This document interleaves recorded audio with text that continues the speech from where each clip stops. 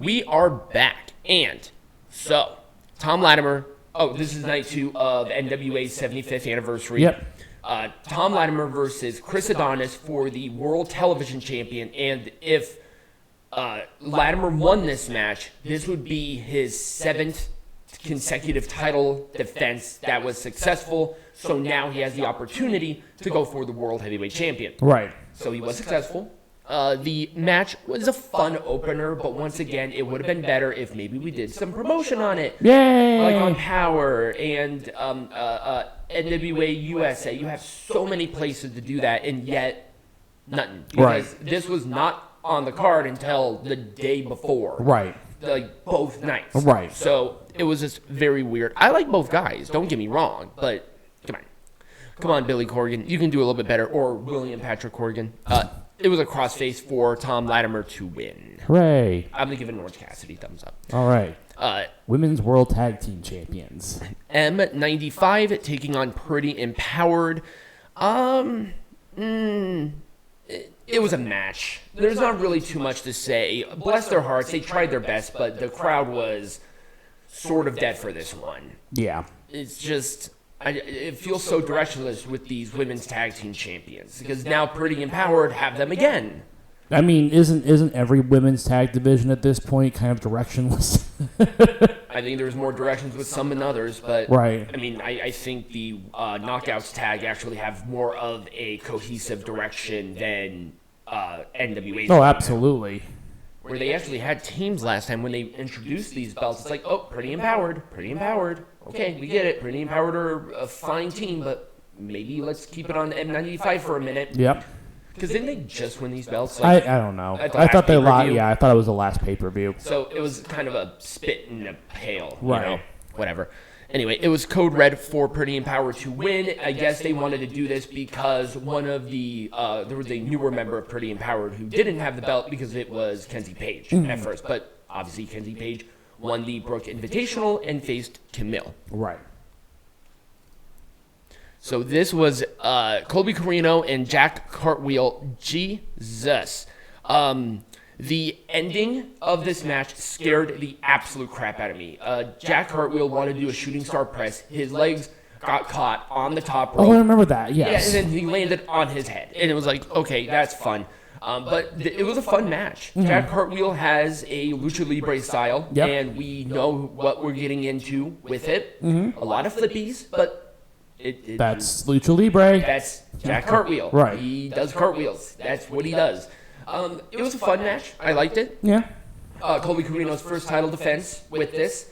And Cartwheel won on the pre-show to get this opportunity. So at the very least, there was a reason for it. Mm-hmm. And it was the DDT thingy for the win. And there you go. I'll give it an Orange Cassidy thumbs up because that botch scared the crap out of me. Maxie Impaler taking on Ruthie J for the NWA Women's Television Champion. Thumbs down. I'm sorry. I could not get into this match at all. I like Maxie Impaler, but once again, I feel like Max with this needs an actual structured rivalry to really put this over because these random title matches don't do that. Right. They don't do anything for any of us who want. But people like me want to watch the story. I don't care about the matches as much as I care about the story. But it's the climax of the rivalry. Right. Like if Ruthie J was on NWA consistently and doing that, that's fine. But I check NWA's shows every single week for a different project, and she was not on there at all. Mm-hmm. And then all of a sudden, she gets a title match. Why? Right. I like a reason. There's a reason why the Intercontinental Champion feels so important. Right. Because every single match that Gunther has had pretty much has had a story behind it. Or Kamille. Kamille defends the champions with people that she was in a long-form rivalry with. Right. That's fine. Except for the Burke Invitational. Right. But that's like a thing. It just felt so useless for this. It did.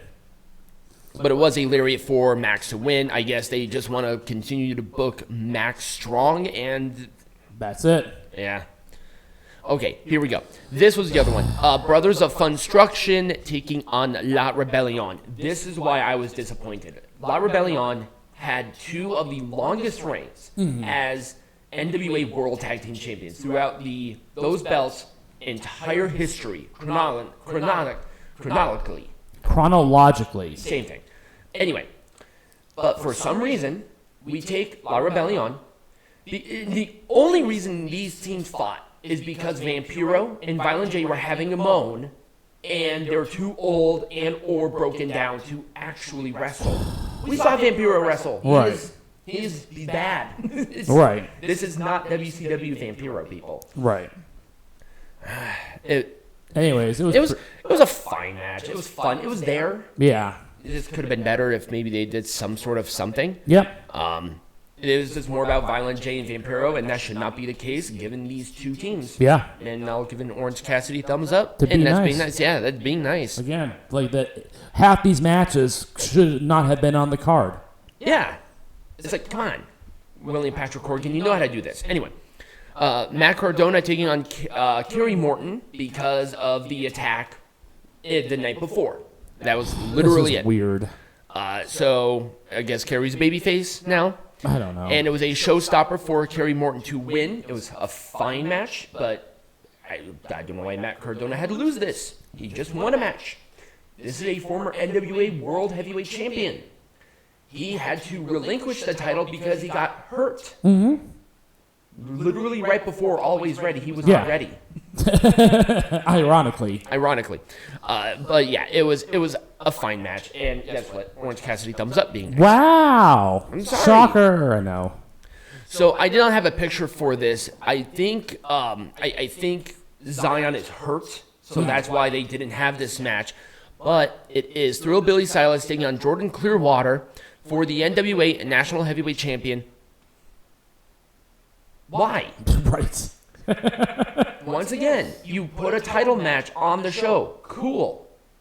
And the guy just won this title. Right. Can we at least have a rivalry the night before so at least I can get kind of excited about it instead of, we have a national championship match. You do that shit on Power. Right. You do that shit on USA. You don't do that shit on a pay-per-view. Right. It's...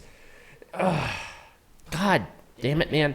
It was a fun match. Thrill right for the win. Orange Cassidy thumbs up being nice. Like, what do you want me to say? Right, what do you want to say? How to make it more majestic? We just told you how to make it more majestic. Get rid of half the matches per night. Yeah. Have 6 good quality matches and 15 mediocre matches. That's literally it. Like, this match could have been very good with a nice story with it and maybe more time. And that's the other thing. You book 16 matches for, what, a three-hour show? 3.5-hour show, yeah. And so all the matches would be like 5 minutes. Yeah, it's like the longest match was like 15 minutes. The main event was not the longest match. It barely went over 12 minutes. Yeah. It's stupid. How can you tell a story that way? How can you do that? Right. God, man. Now, this one I was excited for. Since BFT won the tag team champions, they defended their tag team champion against Knox and Murdoch. See, this is where it would make sense to have 2 title matches. One after the other, because obviously you already booked the one, and then those 2 won the Crockett Cup. So they were entitled to the title match at the 75th anniversary. And they did it for night 2 because arguably that's the bigger of the 2 nights. Right. So this one is fine. This is how you do this correctly instead of, random match, here you go. Ring, you have 5 minutes. Like, that's all they do. Right. And once again, because they give this more time, and they did all of this good stuff, it was a fun tag match. Right. I really liked it. Good story. Super simple to get, and that's all I asked. Like, Right. Come on, throw a guy a bone, man. It was a loaded glove shot for BFT to win. I actually did like that decision overall because BFT, once again, needed to establish themselves. Knox and Murdoch are already established. Like, Right. One of them is the head producer of the show. Right. So, I like this, and it actually gets a full thumbs up from me. Yeah. And that's not being nice. It's just, those are facts. Okay. Kamille versus Kenzie Page for the NWA World Women's Champion. of all of the people that were going to beat Kamille at this point, in my wildest dreams, I did not think Kenzie Page was going to do it, like, at all. But given that they needed... I think it's a good decision. I do too. It took me a minute to sort of figure out what the hell was going on. I was puzzled at first, but I'm like, it could have been You went worse. through all 5 stages of grief. Yeah, I did. It was very quick because I wanted to be excited for the world title match. But yes, it was a Kenzie cutter for Kenzie Page to pin Kamille clean in the middle of the ring. This is how this happened. 3. Silence. You can hear a pin drop in that place. And then, for some reason, the roof came off of the place. Like, people were super stoked on this. Right. I think it's cool. It puts Kenzie Page in an extremely good position to be the representative of the company. Right. And as it relates to the women's division. But now, you have to follow it up. Does she need the Kamille push? No. I feel like that would be the wrong move. But have her hold this title for a few months. Mm-hmm. Give us some time if you want to do what they did with Kamille. I feel like it wouldn't have the same oomph because they're two different people. Kamille is enormous. Mm-hmm. Kenzie Page is 24 and she barely won, but she lost one match and then won 2. Right. So, like I said, I'm still kind of weird about it because she lost the television champion literally the same night that she got this opportunity and an immediate upgrade. Right. So it was just like, does Max look bad because they beat that person? And does that make Kamille look even worse because she couldn't beat somebody who had 2 matches and one of them was against Max where she lost the television champion? Right. What does that say about Kamille? Like, I don't know. I don't know either. There was a way to do this. Here's what you do.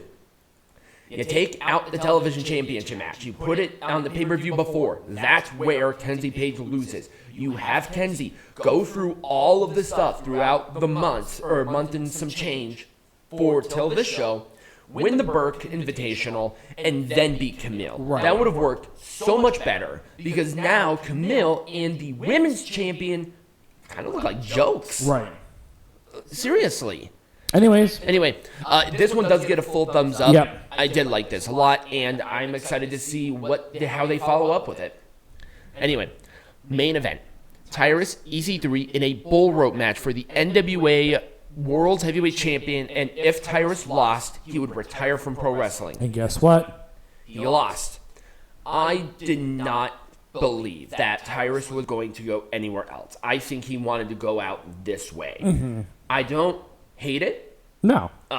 But Tyrus is older. Mm-hmm. He is larger, so obviously there are injuries that he needs to heal from, and I believe he's probably going to be doing more Fox stuff. Well, and then I think he's also going to be moving into a producer role as well, according to what I've heard. For NWA or yes, for Fox? No, for NWA. I mean, which would be fine. He has experience, EC3 winning this belt is a perfect decision for Tyrus to go out. Yeah. These two came up together in NXT.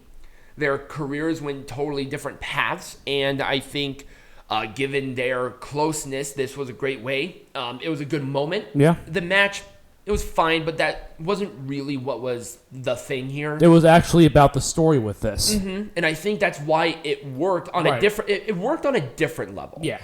So you knew the match was going to be Orange Cassidy thumbs up, being nice at best. Like literally, this is being the nicest person in the world. Right. But it just wasn't. I just love Tyrus just can't move in the ring, man. He can't. Well, like I said, he's a big dude. Yeah. That's hell on your body. Yeah. So, and that's why he was more on a part-time basis anyway, because he had injuries and shit. Right. But now he's no longer a champion, so now he can actually heal up and stuff, and EC3 will just move forward. Yep. How they are going to do this, I won't know. We'll most likely see the match between EC3 and Thom Latimer at the next pay-per-view, which I would be stoked about because those two have great chemistry. And right now, Thom Latimer is on a warpath. Mm-hmm. So he's been picking up good, very important wins as of late. And with the television champion, it's making it look even better. But that was it was the purpose for the win, and there you go. EC3 is the new champ. Tyrus is retired. It's a big hit for the NWA, but I think they're going to be fine. All right. Anyways, when we come back, we're talking about all in.